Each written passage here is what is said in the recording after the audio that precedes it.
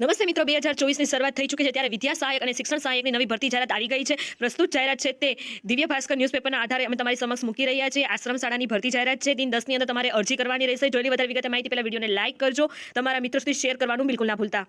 પ્રસ્તુત જાહેરાત છે 30/12/2023ના સુરત દિવ્ય ભાસ્કરની અંદર આવેલી છે. હળપતિ સેવા સંઘ ટ્રસ્ટ એજ્યુકેશન સુરત ખાતેથી આ જાહેરાત મૂકવામાં આવી છે. વિદ્યા સહાયક અને શિક્ષણ સહાયક જોઈએ છે. હળપતિ સેવા સંઘ બારડોલી સંચાલિત આશ્રમ શાળા ઇલાવા તાલુકો હાસોડ જિલ્લો ભરૂચ, આશ્રમ શાળા સામરપાડા તાલુકો ડેડિયાપાડા જિલ્લો નર્મદા માટે ઉત્તર બુનિયાદી આશ્રમ શાળા હલપરુ તાલુકો કામરેજ જિલ્લો સુરત મુકામે વિદ્યા સહાયક તથા શિક્ષણ સહાયકની ભરતી માટે દિન 10ની અંદર તમારે અરજી કરવાની રહેશે. 30 થી 10 દિવસ ગણીને તમારી અરજી રજિસ્ટર એડી મારફત છે ત્યાં પહોંચી જવી જોઈએ.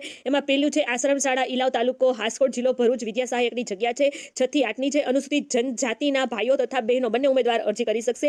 BA BEd PTC અને ટેટ 2 પાસ, એટલે કે 6 થી 8ની અંદર તમે ટેટ પાસ કરેલી હોય તો તમે તેની અંદર અરજી કરી શકશો. ત્યાર પછી બીજી આશ્રમ શાળા ઇલાવ ત્યાંની જગ્યા ખાલી છે. વિદ્યા સહાયકની જગ્યા છે 1 થી 5 શારીરિક શૈક્ષણિક પછાત વર્ગ, એટલે કે SC BCD મહિલા ઉમેદવાર અરજી કરી શકશે.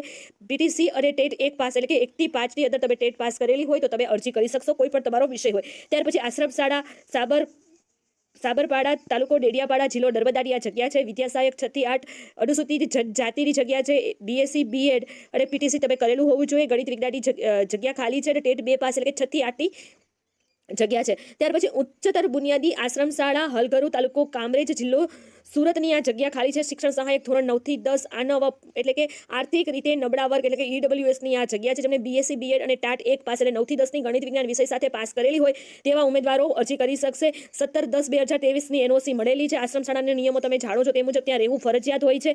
NOC ક્રમાંક આપેલો છે, તમારે જો લખવું હોય તો. જાહેરાત દર્શાવ્યા મુજબ પ્રાથમિક વિભાગમાં વિદ્યા સહાયક ટેટ 1 અને ટેટ 2 માધ્યમિક માટે પાસ કરેલી હોવી જોઈએ. અધૂરી વિગતવાળી તેમજ રૂબરૂ આપવામાં આવેલી અરજી સ્વીકારવામાં નહીં આવે. ઉમેદવારોની અરજી છે તે રદ થશે. જાહેરાત મુજબની લાયકાત ન ધરાવતા તથા સાદી ટપાલથી કે રૂબરૂ મળેલી અરજીઓને સ્વીકારવામાં નહીં આવે. 10 દિવસની અંદર તમારે રજિસ્ટર એડીથી તમારી અરજી છે તે મોકલવાની રહેશે. તમારો પગાર છે તે 26,000 વિદ્યા સહાયકનો રહેશે અને માધ્યમિકનો પગાર રહેશે 40,800.